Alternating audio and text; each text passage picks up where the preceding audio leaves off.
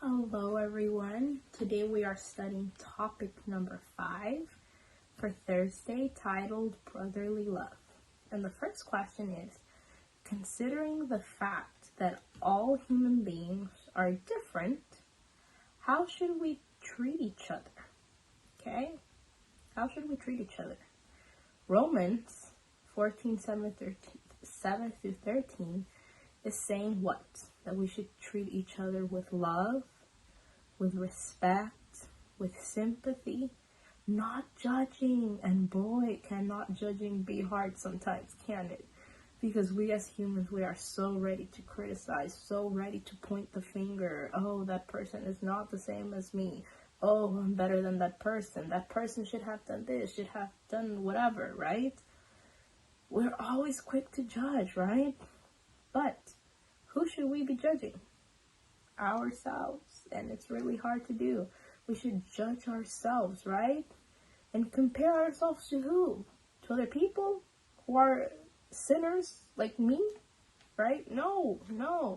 We're supposed to be comparing ourselves to Christ, because here's our example. I remember reading one time that it says we should compare ourselves to Christ, right? Always constantly looking to Christ. Couple seconds, look down at you, at yourself, see if you are like Christ, right?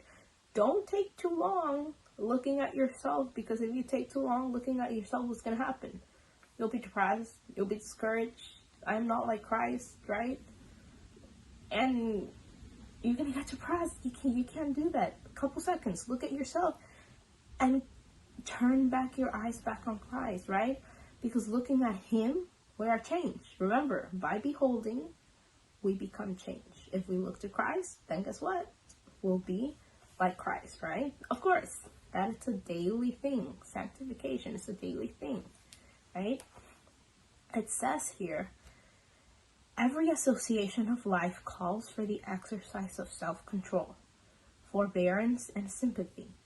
We differ so widely in disposition, in habits, education, that our ways of looking at things vary. We all have our opinions, yes. We judge differently. Our understanding of truth, our ideas in regard to the conduct of life are not in all respects the same.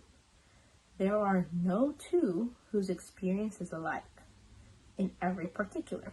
The trials of one are not the trials of another. The duties that one finds light are to another most difficult and perplexing. So frail, so ignorant, so liable to misconception is human nature, that each should be careful in the estimate he places upon another. We little know that the bearing of our acts upon the experience of others, what we do or say, may seem to us of little moment. When could our eyes be opened, we should see that upon it depend the most important results, for good or for evil. In other words, if you have people around you, you have an influence, okay? You have an influence. It is up to you if it's a good influence or a bad influence, right? How does the Lord see those who cause division in His church? And how only can we reach unity both in the family and in the church? Reading these verses here, it says that the Lord sees those who cause division in the church as what? Abomination. Now, I don't know about you, but I don't want to be labeled like that, right?